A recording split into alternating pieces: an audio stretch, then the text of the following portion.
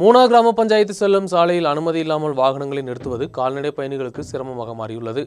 சாலை ஓரங்களில் ஆட்டோ உட்பட உள்ள வாகனங்கள் நிறுத்தும் போதும் அதிகாரிகள் நடவடிக்கை எடுப்பதில்லை என்ற புகார் எழுந்துள்ளது.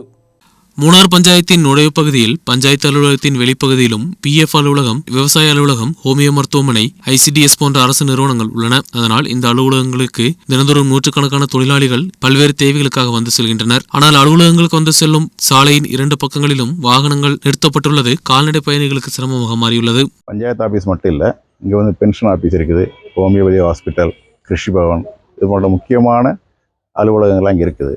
இந்த அலுவலகம் மட்டும் இல்லாமல் ஃபாரஸ்ட் ஆஃபீஸு இருக்குது. அந்த ஃபாரஸ்ட் ஆஃபீஸ் போகிறவங்க அவங்களுக்குள்ள ஒரு வண்டி போகிறது வர்றதுக்கோ ரொம்ப இடைஞ்சலாகுது. இதுக்கு என்ன காரணம்னா, பஞ்சாயத்து போகிற வழியில் 2 பக்கத்துலேயும் வாகனங்களை பார்க் பண்ணிடுறாங்க. அது டவுனில் உள்ளவங்க தான், கடைக்காரங்க தான் இதில் மெயினாக அதில் வந்து பார்க் பண்ணுறாங்க. இதனால் வந்து பொதுமக்கள் வந்து பஞ்சாயத்து வந்து போகிறதுக்கோ, ஹோமியோபதி ஹாஸ்பிட்டலுக்கு வர்றதுக்கோ, பென்ஷன் வாங்க ஆஃபீஸுக்கு வர்றதுக்கோ ரொம்ப இடைஞ்சலாக இருக்குது. அப்போ இந்த இடைஞ்சலை எல்லாம் நம்ம தவிர்த்து அந்த டிராஃபிக் கமிட்டியில் ஒரு நல்ல ஒரு தீர்மானம் எடுத்து எந்த ஒரு இடைஞ்சல் இல்லாத அளவுக்கு செய்யணும்னு கேட்டுக்கிறோம்.